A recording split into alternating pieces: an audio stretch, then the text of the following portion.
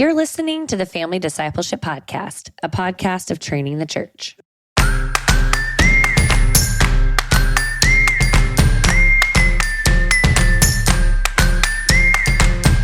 But it'd be good before your kids graduate to go, before they launch from your home, to go, here's what Song of Songs is. And there's not going to be a kid's Bible that has a Song of Solomon book. You should write that. Yeah, well, okay, let's work on it. But the earlier they learn that, the more pain and suffering they can escape, right? And the Bible says that life's hard and that we're going to suffer either way, but it's better to suffer for doing good. If we suffer for doing good, that's a blessing and comes with blessing. But if we suffer foolishly just for disobedience in our life, then that's just sad. We can avoid that, actually. You know, she's going to have sin bents that I've either contributed to, probably, most likely have contributed to, but that's not the end of her story.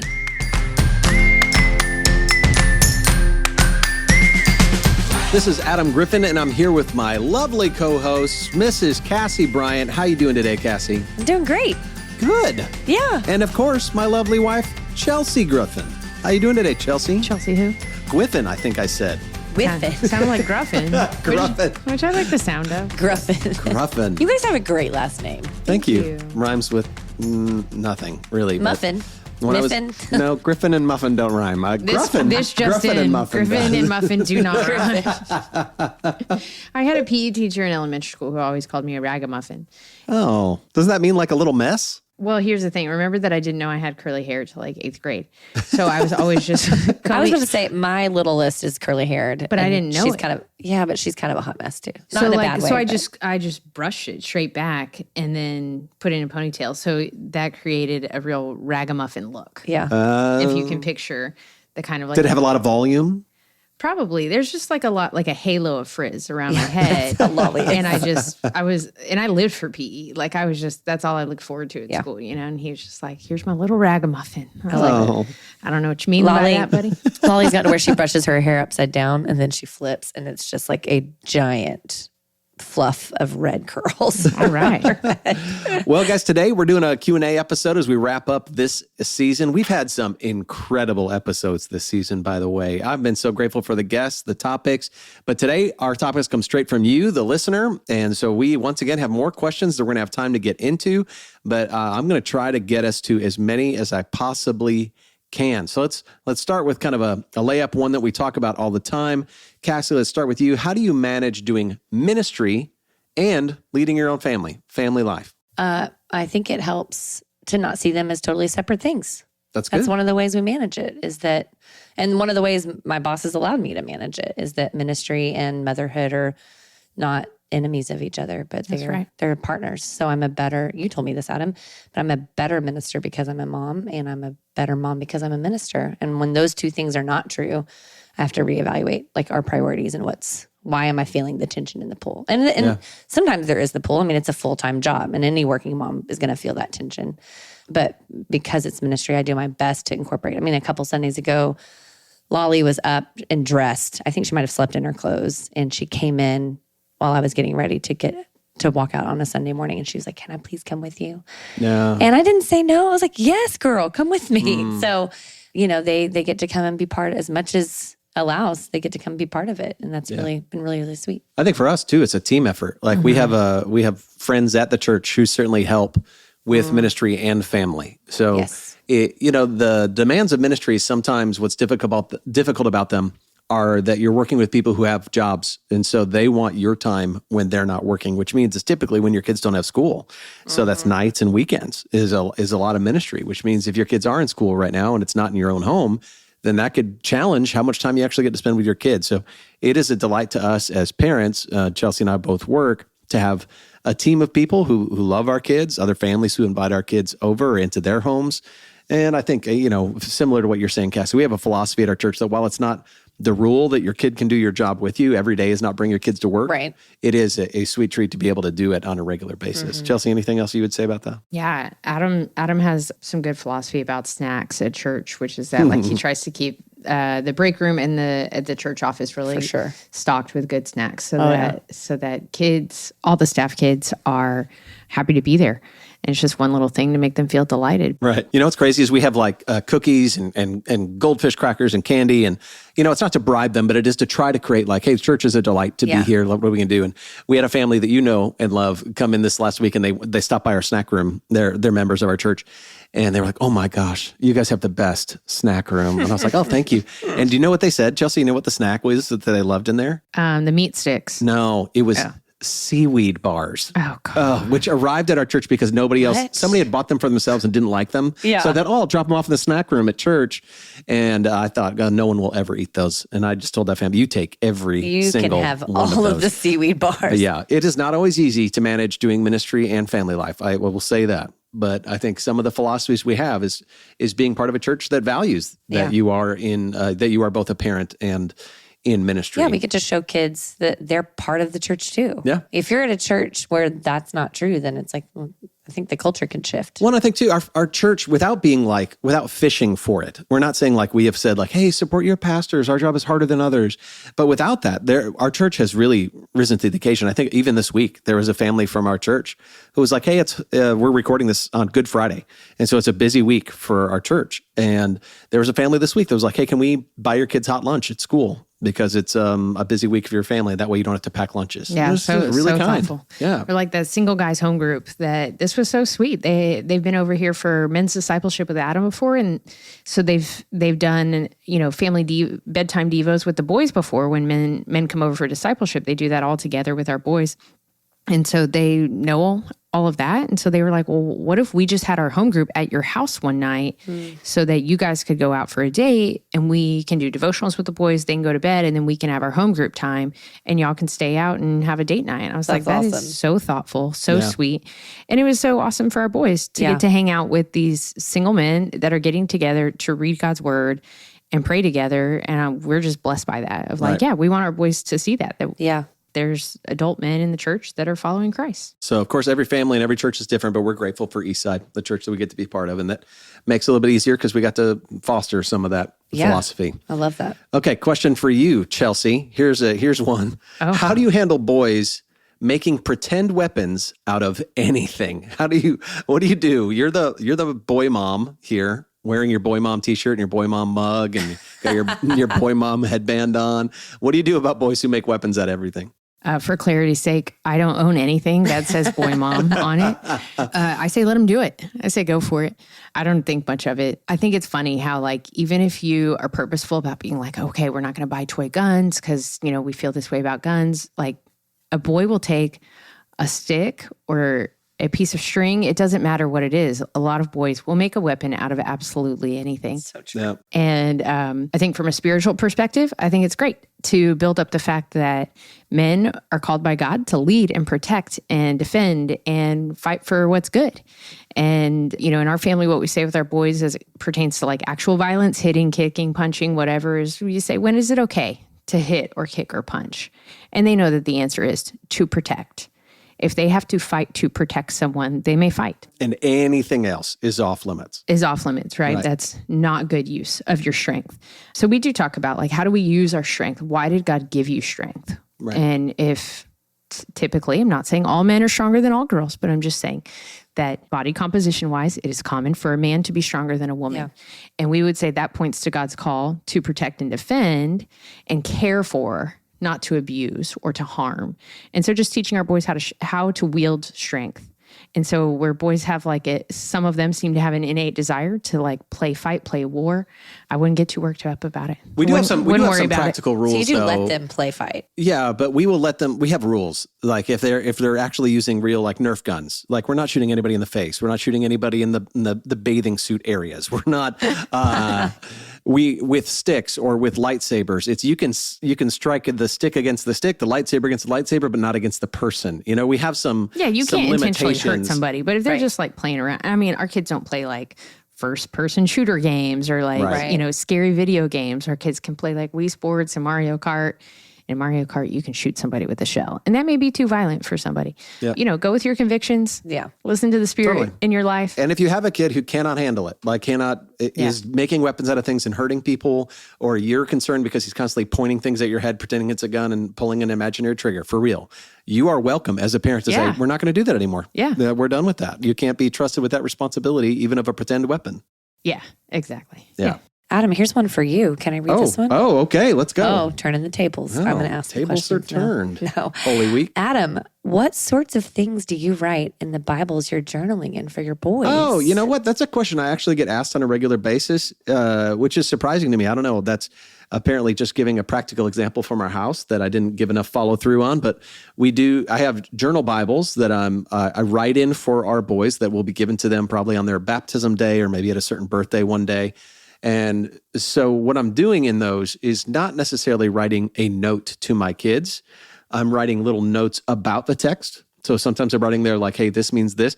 But typically, because I have it in mind that I'm going to give this Bible to my son one day, I am writing, hey, I hope that we can live up to this, or I pray this for you, or I'll say, notice this, or I might write in just literally a little prayer like, hey, this makes me think about this in you. And but a lot of pages, I'm just writing, here's what this text means to me, because I want them to one day have something that hopefully they outlive me, and the Bible maybe even outlives me, and they have some insights that I pull from the Word. I love that. I have my grandfather's Bible, and it was given to me by my grandmother at Christmas last year. He passed away like 10 years ago. Wow. And she'd just been holding on to it, and it has like all of his notes and little slips of paper. It's just precious because it's outlived him. And it's just a treasure in our home. It's an heirloom in our home. Yeah, I love it. All right. Here's a hot dinger for you here, Cassie. Oh, no. How do you handle disrespectful attitude in elementary kids? Come on, let's go, Cassie. I've never interacted with a disrespectful elementary kid, but maybe you have. Interacted. Yeah, no. Yeah, when a kid is being disrespectful, like I'm going to use church as an example because that's a space where we are exercising authority over elementary kids that has been given to us by parents when they drop them off. So when a kid is being disrespectful, you can just shut it down. And that could work in the moment, but there's an opportunity to explain to them why our speech is important and the way that we talk to people is important, and that we're not going to dishonor others by the way that we talk. We're not going to call names. We're not, all of that. And so we can look in the book of James, about the tongue and about speech and why that's important. And so it's an opportunity to talk to the heart, to really point to them to the heart about why they're being disrespectful. And that can feel tired, especially if a kid is disrespectful all the time. So at some point, if this is in a church setting, then at some point it's inviting the parents into that and just saying, hey, this is a pretty consistent theme. They're disrespecting their leader. They're disrespecting other kids. Totally. These are the verses we've talked about. We've prayed, and we'd really love to invite you into helping us shape this. I always want to think through this, and part of this, because I struggle with it, is I want to model to them in the way I address their disrespect in a way that is the kind of behavior I want to receive from them. So if I am being harsh with them because they're being harsh with me, that's not my best method. If I'm saying, you don't talk to people like that, we don't talk to people like that. And if they talk to me in that exact manner, I'd be like, that's the example I'm talking about. Then I'm actually showing them and demonstrating for them exactly the behavior I'm trying to overcome. So I want to be peaceful, respectful in the way that I address disrespect. Let's talk about this one. Somebody asked, how do we manage grandparents that live far away and the others live close? I have heard this a lot, and we've counseled several marriages on this. It's not something that our family is dealing with. I don't know if, Cassie, if you've done this, but I know a lot of people, you have different dynamics here, but it doesn't even have to be live far away, live close. Sometimes it's just live in the same city we're going to visit, and you have what I call the stopwatch grandparent that says, how many hours did you get with them? And they compare that to how many hours they get. And anytime that you have a parent or a grandparent who feels owed, or like you have a debt to them because the other parent is closer, or they feel like it is any kind of competition, you need to overtly handle that in a way that relieves them of that. That says, hey, just so we're clear, we love you. There's no competition between the two of you. And it's okay to set up some really clear boundaries on, hey, this is how much time we're going to spend at that house. This is how much time we're going to be at this house over this holiday or on this trip, or this is when we're coming up there again, or it may not be for a while, or you're welcome to come down here at this point. And it is okay to set some boundaries and communicate. This is because we love you. Because we love you, want to invite you in, or because we love you, we're coming to visit. But it is not saying anything about competition. You guys have anything on that one? Yeah, I'd say to explain that there's no way I could promise to make them equal. In a divided family, like, for example, when people are getting a divorce, it's when you split things up 50-50, right? Right. That's where things have to be equal. But in a family where we love each other, things are going to be uneven sometimes. And we really want to encourage our parents to know that, like, please don't try to measure my love by exactly how many hours I'm here. Or please don't interpret time spent anywhere else that's not with you as a lack of love for you. So to reassure them of love and to really invite them into more freedom than that. Yeah. And to empathize. I imagine, like, one day when I'm a grandparent, and I gotta go, what would this feel like for me? Yeah. If I loved my grandkids and I wanted to see you, and maybe our relationship was strained or hurt, but how could I show that kind of level of respect and love that I would want to receive as a grandparent? Yeah, I'm going to want my grandbabies all the time. I know. But that would be a really heavy weight to put on our children, to say, like, I only feel loved if I get X amount, or especially if it's not really the amount, it's just as long as it's more than somebody else in their life that they love. But that's not genuine love. That's just what I'm saying. That's really... You've made it about yourself at that point. Exactly. That's very hurtful. And if the grandparents claim Christ, then we need to have a God-centered conversation. Totally. About what love looks like and how we can ask our parents to love us, to say, There's also, we live in a day and age where it's like being far away doesn't mean you cannot still have like a really important influence in someone's life. And so I think getting creative with FaceTime, and I have an aunt who loves my girls so much, and they live in Colorado, so they're far away, but she sends them packages all the time. She's like, I don't want them to forget who I am. I want them to know who I am. And so she sends them stuff, and they get so excited. That's and we so get to sweet. see her maybe once a year, maybe once every other year, but they know who she is. And she's just found a way kind of into their hearts to say, like, I love you. I want to have influence in your life. And she's kind of, taken ownership of how that looks. And that's such a sweet, immature response too. Totally. To say, like, instead of putting the onus on you and saying, like, I'd like to guilt you to coming into Colorado more, or, you make this happen. She's basically said, like, if I want a relationship with these girls, I'm going to pursue it. Yeah. And so here's what I'm going to do. And that's awesome. Yeah. Well, I love what you connected it to the divorce conversation, because it's really easy in a divorce, and it's really easy in a grandparent debate to turn the kids into a commodity that somebody is owed, or to weaponize them. Like, well, then you're not going to get time with the kids if you're going to do that, or I'm not going to give the kids to you, or because you're acting that way, you're not going to get and do not turn your children into a product to be battled over. That's not fair to them either. Remember that they are people with relatives, and while you don't owe somebody something just because they are related to you, if they have misbehaved or it's not working out or you can't afford it, I also think it's okay to say, like, kids, just so you know, kids, you're free from that if they're pressuring you or if they're saying these kind of things to you. Hey, we had several people ask about discipline. One person says it like this: how do you discipline biblically in our culture that seems to push gentle and attachment parenting style? We've talked about that idea of, like, hey, you need to be their kind of buddy, you're their friend, you're being so sweet, or we know people who, like, never say no. Let's just find more ways to be permissive. Somebody else said it like this: how do you discipline a 1-year-old, so this is more specific, that's beginning to be defiant, but still too young to understand? Chelsea, I know I've heard you speak on this really eloquently. When a kid is not old enough to actually feel it in their heart or not understand why we're doing this, how do you discipline that kid? But also maybe help us a broader picture too of just discipline that doesn't involve the kind of parent attachment style. Just to be clear, I haven't read any books on attachment style parenting, so I'm not sure I even know what all that entails. But I would say to pursue the scriptures and to trust God with the fact that his word, the Bible says that all scripture is God-breathed and useful for correction and training, right? And so we can trust God, we can trust his word. And so apply the word of God to your heart and to your lifestyle, because the word of God does speak about it, right? In Hebrews, the writer talks about knowing that we are legit sons because we receive discipline, right? And so there are a lot of children in the church that Adam and I love and care about, but we mostly just discipline ours. And so ultimately, it's the discipline and authority that really helps a child understand, I belong, right? And the Bible says the same thing about God the Father, that God disciplines the child he loves because we're his. And so that is a good thing.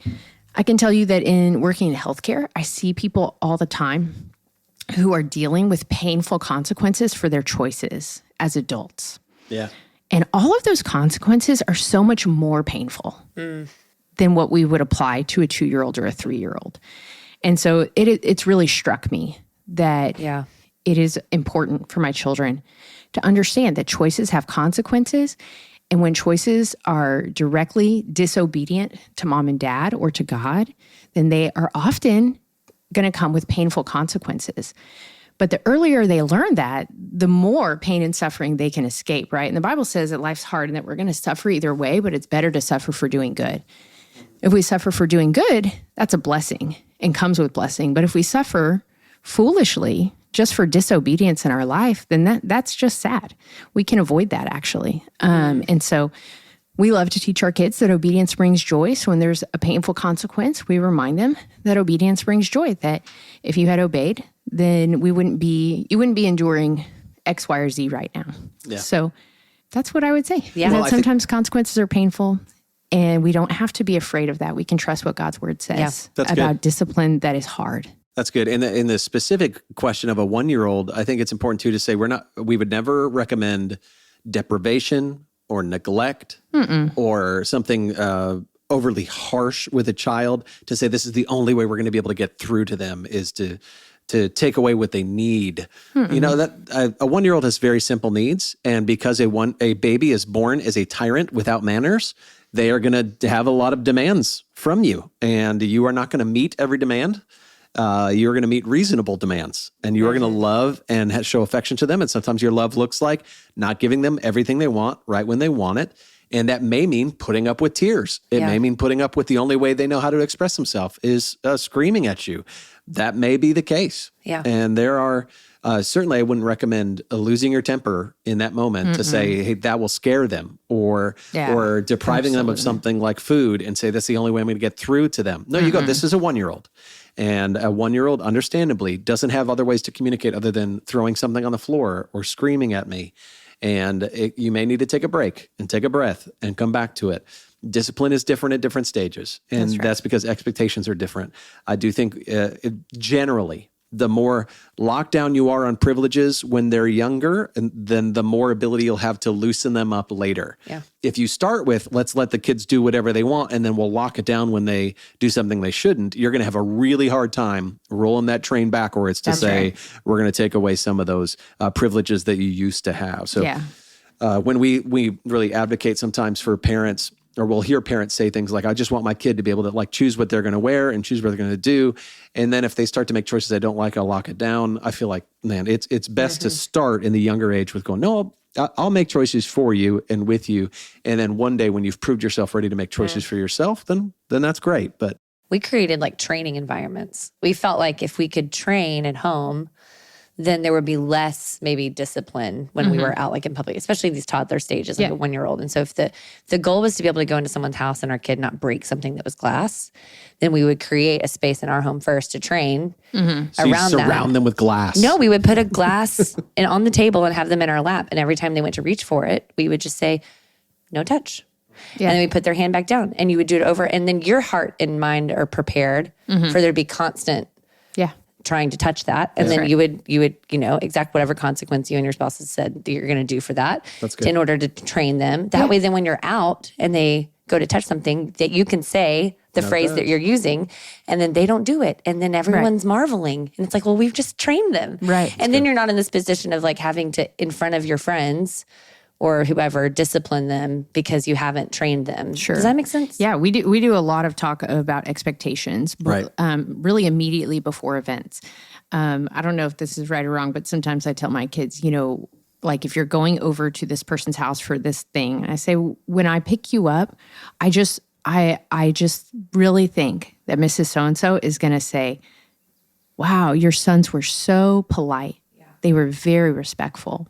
It was a pleasure to have them. And I say, Oscar, Gus, Theo, I just really think she's going to say that because I see that in you and I know that you guys can handle yourselves that way. So make sure when someone gives you something, you say thank you. Make sure if someone offers you something you don't like, you say no thank you. And we just go, obviously I can't cover every little thing, but the boys went last summer to the first funeral that was meaningful to them. Just trying to set expectations for what a funeral might be like, what they might see, what they might feel, how we act. Same thing with like a Good Friday service, something that's somber and serious. And so we'd love for our boys to run and play in the sanctuary after church. That's really normal for them with other kids from church, and we love it. And, explaining before Good Friday services what this will be like and why it's like that. And we just try to do a lot of expectation setting before things. Yeah. I remember when my kids were so little, we went to a play date and I said, someone takes a toy, do we hit? No. And just tried to set them up. What do you do? You're right. If someone upsets you. Because a kid's going to try and take a toy. So you're reminding them that's going to happen and you can have a prepared response. Yeah. And just to prepare them, say, what do we do? Let's think about it. So we're not just left to, a 2-year-old's impulses. And to say, you can come and talk to mom, or you can say, no, thank you if someone does something to you, whatever. Just setting those expectations, giving my children, like you said, training and ideas ahead of time of what to expect and how will I handle it. And I think that continues to be helpful all the way through. Mm-hmm. All the way through. That's good. There's certainly discipline is a really big conversation and nuance too by what your kids are struggling with, if they're neurodivergent, if they have different abilities or different attitudes. And, if you're in a blended home or if you're a single parent, there may be just different dynamics. The child's age, how many kids you have, how they get along with each other.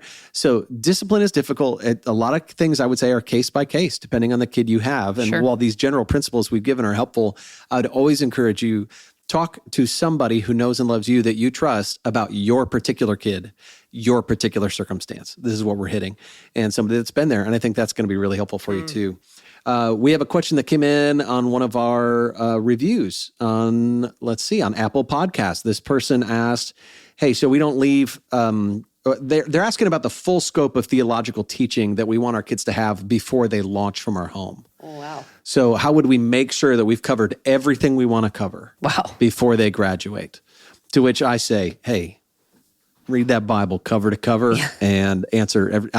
This is a tough question because no matter what, when they graduate from your home or when they launch, there will be questions that if you have a good relationship with them, they will come back and ask you. And if you don't, they will look for the answer somewhere else because there is no way that you can cover every single question. But I think the question is so good and so valid because there is an effort we should be making to say, what are the questions I want my kid prepared for before they launch? And if launch from your family looks like before they go off to college or before they go get a job, those are things you want to prepare them for. But I think in general, there are some questions that churches increasingly shy away from. And parents, we need to really lean in. And I hope our churches lean in as well. But whether it's questions about sexuality or it's questions about eschatology, how the world will end, or whether it's questions about how the world began, I don't want kids to graduate from high school, go off to college, and somebody to be able to ask one simple question about dinosaurs. What does your church teach about dinosaurs? What does your family believe about dinosaurs as Christians? And then go, we never talked about it. And your whole theology just crumbles. It just unravels. You're like, I guess we've been hiding.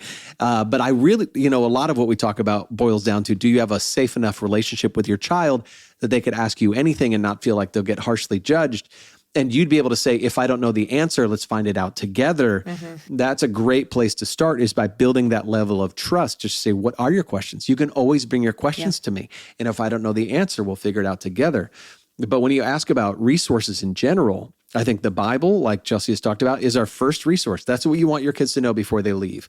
And I'll tell you, a lot of kids' Bibles will tell the same stories in each kid's Bible. So you'll have a David and Goliath story. You'll have a Daniel and the Lion's Den story. You'll have a couple of the women in the Bible mixed in. So you have a Ruth story. You have an Esther story. Then you get the New Testament. You have some disciple stories. But it'd be good before your kids graduate to go, before they launch from your home, to go, here's what Song of Songs is. And there's not going to be a kid's Bible that has a Song of Solomon book. You should write that. Yeah. Well, okay, let's work on it.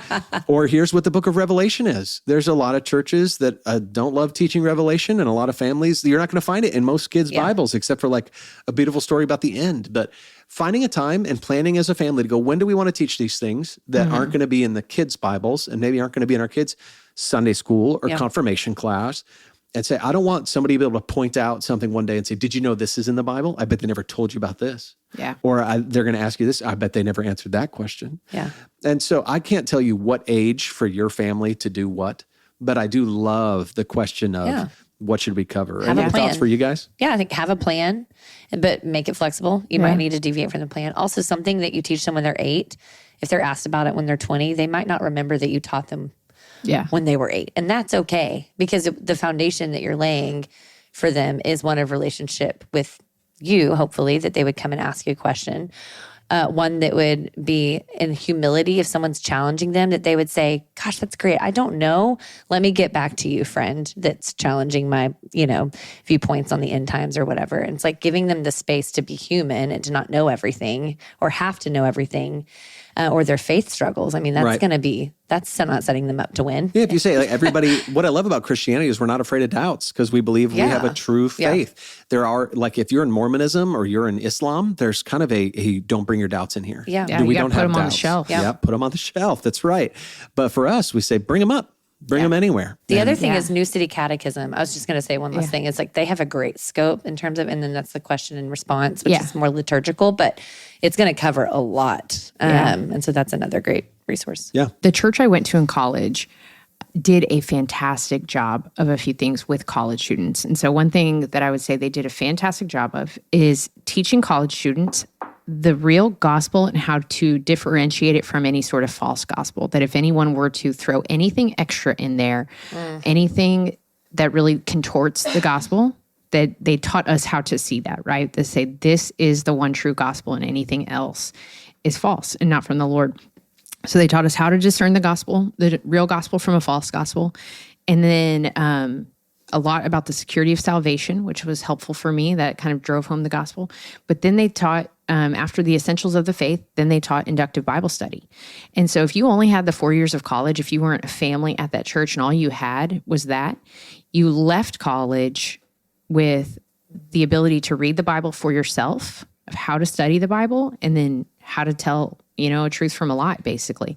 And so that launched me so well into adulthood, because then when I moved to Dallas, anytime I went to any church, I was listening closely, saying, is this true? Is this right?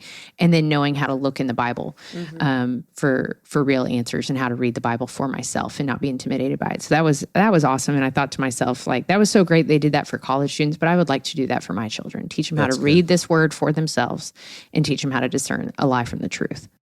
That's excellent. Okay, here's a question from Patreon. This is from Alexandra. This is a great question. She says she's a stay-at-home mom. She has one 16-month-old daughter, tends to be more cautious around others and attached to her. And Chelsea and Cassie, I know you guys have seen this. She'll drop her off at kids ministry and have a call to come get her 10 minutes later. It's really disheartening. So she has these internal comments that are like, maybe I'm causing this. And maybe this is part of her personality. She wants to know, do we have any advice on avoiding viewing aspects of our child's personality as always a direct result of parenting choices? Maybe if you guys could just encourage her for a minute, but also speak to that question. Yeah. I don't know what your church is like, but I would say, just in the practical sense, we tell our families, like, hey, try to be consistent, come to the same service, set them up on your way. Like, hey, we're going to church, even when they're 16 months, like, we're going to church, I'm going to drop you off, but I'm going to come back and pick you up. And if you know the teacher's name in that class, like, maybe it would be valuable to, like, get the volunteer's name if that volunteer is consistent. And even if they're not consistent, invite someone over. So, like, if it's Miss Sarah, invite Miss Sarah over to hang out with your family. Yeah, that's a good idea. So that the 16-month-old is, like, seeing this person in your home and knows that you have a relationship and can build attachment or trust to them. Or maybe it's even asking the church, like, can I get a buddy for a season? Can I get one of your volunteers that can consistently be here when we're coming, to kind of create an attachment there? And then it's also okay. We've told people, like, if you're okay with us letting them cry, then we won't call you. Like, they're calling you because they're maybe afraid that you're going to be upset if you come an hour later and your kid has cried the whole time. But if you're okay with letting them be uncomfortable for a little bit, if the value is for you to get to have some time to worship, and then you come back, then kind of explore that maybe with your children's minister as well. But they might not have enough hands to do that. And that's okay. That's okay too. And then as for, viewing aspects of our child's personality as a direct result of our parenting choices, this kind of speaks to our parent guilt. Like, of course, the way we parent is going to shape their personalities. You hope so, yeah. Yeah. We've talked about how, like, me being an anxious presence in our home is maybe what's shaping my oldest daughter's desire for perfection and, fear of making mistakes. And man, I can lose sleep over that and be like, have I caused this thing? But I also know theologically that like she is a sinner. She was born into the same sin that we were born into, that curse. And because of that, like her personality or her, she's going to have sin bents that I've either contributed to, probably most likely have contributed to. But that's not the end of her story. And so, right. Yeah. So like whatever it is that we're contributing to, we can trust that Jesus can redeem that and make my daughter's whole, Yeah. So yeah, I just want to encourage you, Mom, out there. One, you're doing a great job. Yeah. You're trying to get to church. You're trying to get your kids in church, and it's hard. And this age too is really like the peak of separation anxiety for kids. Totally. And so please don't sweat it. Please don't guilt yourself. Kids like to be with mom.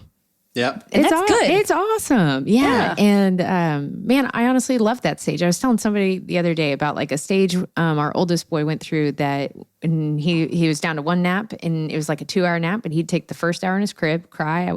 I think he was up. He really just wanted to take the second hour with me. He wanted to just nap in my arms, and it was the sweetest time.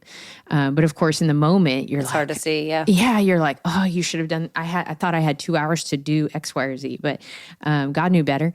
And that was a really sweet phase, and it didn't last forever. But when you are parenting, especially young children, every phase seems permanent. Totally. And it seems like, what is the way out? And it's hard to imagine that our kids will learn and grow and flourish. So I just say, don't beat yourself up. Yeah. Just keep going with the flow.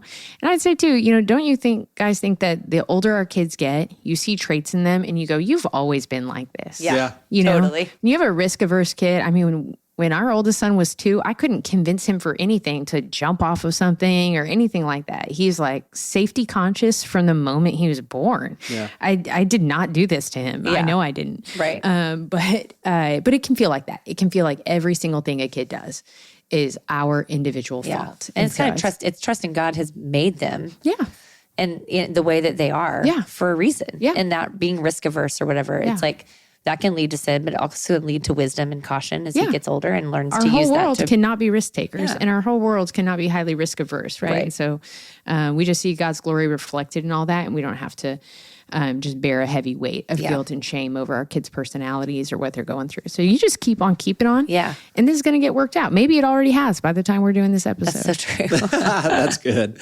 Yeah. And I don't want to be the curmudgeon that comes in late and says, but also, I do think there's a sense in our generation where if you tell somebody, here's my struggle, am I the cause? Everybody's like, oh, no, you're not the problem.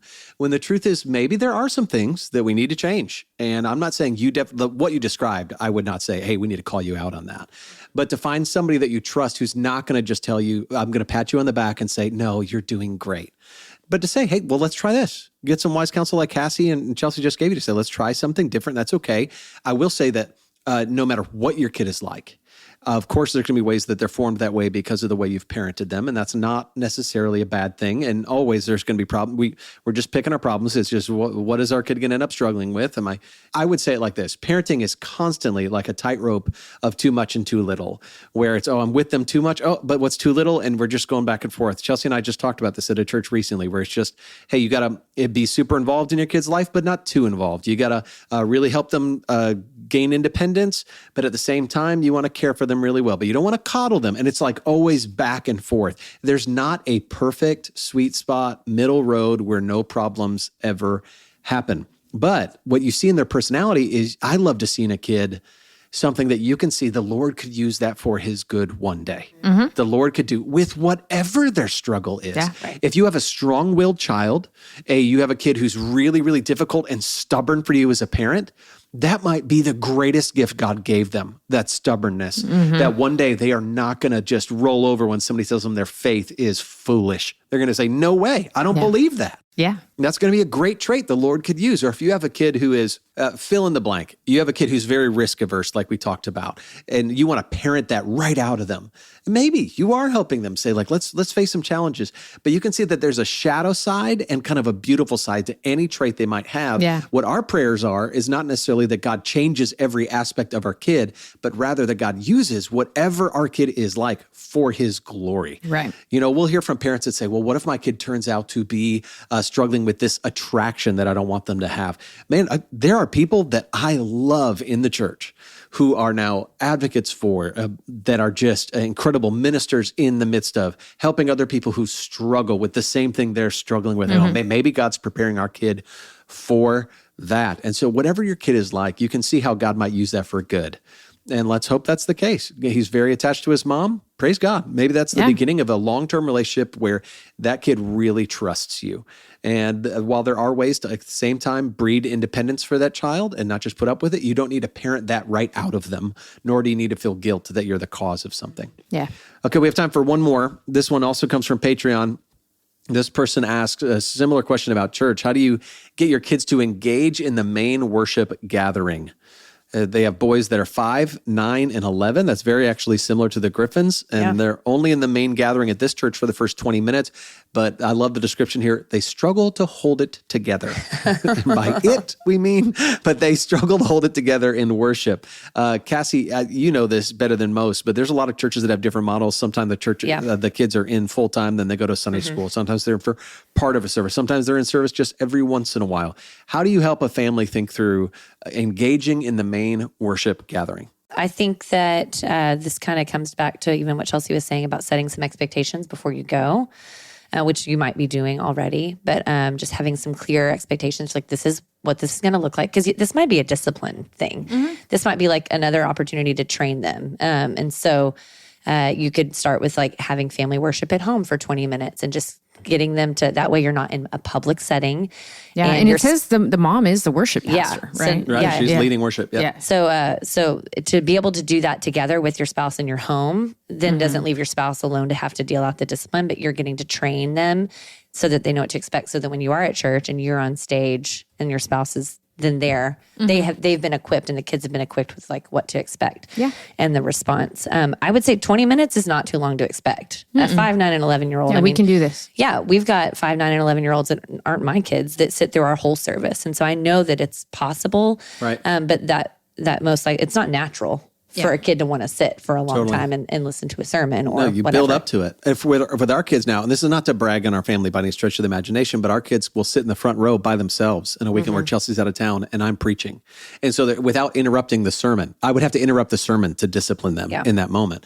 But it didn't start with like, hey, our kids have never been in worship. And now that they're 5, now that they're 7, 9, and 11, we're like, hey, why don't you come in and check out this thing? It started with setting expectations, and it started with discipline, saying, hey, that's not the way we're going to act, and then giving them some permission to say, hey, if you need to wiggle a little bit, that's okay. We're not going to be loud. You're not going to bother your brothers. If you need to go to the restroom, you're going to talk to this brother. He's going to take you. I won't be handing out snacks. No, we're going to eat later. Right. No one in our family is starving, so we'll be eating later. But we have a real clear line against whining or complaining. We also paint the picture for why we're in church. The And vision. the reason I want them to behave also is not so that other people won't think. I'm not saying this question asker is saying this, but I don't want my kids to behave just so people think about me as a good dad or think about them as good kids. Right. I want to understand these are the kids I have. And if they are really rambunctious, then maybe I go, you know what? Our family needs to sit in the back row, not because I'm embarrassed, but because I don't want them to be a distraction to the people around them. Yeah. We also, as a church, I will preach on a regular basis at our family worship weekends. And I'll say things like, hey, we're not going to make any family feel bad by looking over and judging them or hushing them. We're going to let the parents parent. And at the same time, I'll call the parents to say, and this is such a great opportunity to disciple your kids into what it looks like to sit still and listen. And as a pastor, obviously, I have the privilege of saying, I'm going to try to preach in a way or try to lead in a way that will be engaging for children, understanding they're in the room. Yeah, but that's a great point, actually. Setting the church's expectations. Yep. So if your church is every week has kids in the service, like maybe it's for a month on Sundays, you acknowledge those kids. You like talk to the whole congregation about how there's kids in here, and that's beautiful. And kids, we value you. We want you in here, so that kids don't just feel like they're participating in something that's for adults only. So that from the leadership of the church, kids feel welcomed in. And I think that goes a long way when a kid feels seen by whoever's talking or leading. Yeah, when our kids were much younger, so they're 7, 9, and 11 now. When they were much younger, and we went to the worship service, one thing I would do is ahead of time tell them, I want you to listen closely. when daddy's preaching or when whoever's preaching, when she listen closely and afterwards, I want to know like one thing that you heard. Or in the village used to do that too with like the little, we have sermon notes for kids. Yeah, the note sheets of like kind of what did he talk about? What was the Bible verse and different stuff like that. Or one question that you had. And while we don't want to bribe our kids to behave in church just so that other people think we're good parents or something like that, I will say there's something to be said sometimes for a small reward. For meeting expectations and for showing respect and kindness to others by being not a distraction, and to say, if everyone can do this afterwards, here's what we might do. Or, just show me your listening ears, and afterwards this is what we'll do if everybody could, remember something or whatever. That's good. At Worship and Prayer, which is our monthly like prayer gathering, we have like prayer sheets for kids, and our elementary minister sits in the back, and you can like go and show and like explain to her what you prayed about, and just basically saying like you've paid attention, you're participating, and we have like a little prize bin. And so that's just something. Legalism. I mean, that's what we've honestly, but we've been on that. It's like, gosh, we don't want them to only do it because they're getting a prize, but it's also like, it's like a pencil or a gel pen. I mean, like sometimes a reward and a bribe look very similar. Totally. And you go, okay, how are we doing this rightly? And sometimes a coping mechanism is helpful. And sometimes you're like, well, I want them to be able to do this without it. So if kids have like fidget spinners, or kids have the little bubble things that are really the poppets or whatever. There's a kid who sits in the front row at our church who has some disabilities, and he has a very loud coping mechanism that he uses sometimes. And it doesn't bother me. I'm like, this is great. And there are kids that cry during our service, and I try never to look, never to judge. I want that mom to feel like, hey, if that kid cries, that's all right. But we do draw a line at some point to go like, but let's all disciple. Let's all be united in saying like, let's try to help our kids understand that church is not about sitting still and paying attention. It's about honoring the Lord. And that's why we do what we do with sitting still, is we want to honor the Lord by listening, hearing from him. We expect to hear from God during the service. We expect to make much of him during this. And I can testify, as a kid, I was terrible in church. I could not sit still. I was mischievous. I was thinking about other things. I was like, you know how you do that thing where you push on your eyes until you see like colors and then open? I remember doing that like every Sunday, where I was just like staring at the lights on the ceiling and trying to make colors and swinging into the aisle off the pew. And my mom, strategically, she would like move me around in different parts of my family, like, hey, you sit this far away, you sit in this pew in front of us. I remember one time, this is not to shame my mom. My mom was a wonderful, godly woman, but she said to me once, like, there were Sundays where I did not want to go back to that church because of the way you behaved. That'll preach. But my dad was the pastor. So it was like, we're going back every week, But I know that I can testify, similar to our last question, where I was a kid who was terribly behaved in church, and yet now I love the Lord and I'm following him. So some of that feeling like doom and gloom, oh no, what does this mean for my family? I don't want us to have this kind of like doomsday message where you missed it, you caused it, you're the problem, it's never going to get better. But I feel like my energy in church as a kid is now a gift from the Lord now, the energy I bring to different situations. Versus, the ability to sit still is not necessarily something that little boys can do. Self-control is a fruit of the Spirit. Not all these boys have the Spirit. And not all these girls do either. And so treating them like young men are and having that kind of expectation, hey, babies are going to cry, and nobody yells at the baby and says, why are you crying? We just go, what are we going to do about these tears? Okay, do we need to leave the room so it's not a distraction, or do we try to calm them and cope with them? And and both are okay. And different churches will have different facilities that allow, like whether it's a cry room or a nursing room or a lobby that you take your kid out into. But I just want to encourage everybody to love the kid you have and make these decisions wisely, whether it's disciplining them publicly or privately, not shaming them, but giving yourself permission to do it in a godly manner. That's good. Well, thanks for listening, friends. If you think it's as important as we do to disciple our families, please help us out by giving us a great review wherever you listen to podcasts. Visit one of our sponsors or share this episode with one of your friends. If you want to keep up with us or join the conversation, you can follow the Family Discipleship Podcast on Instagram and Facebook. And we love you, listeners. This is our official last episode of the season. But next week, we have Sissy Goff coming on to talk about anxiety with young women. And then we'll have another episode for Father's Day. We love you guys. We'll see you soon.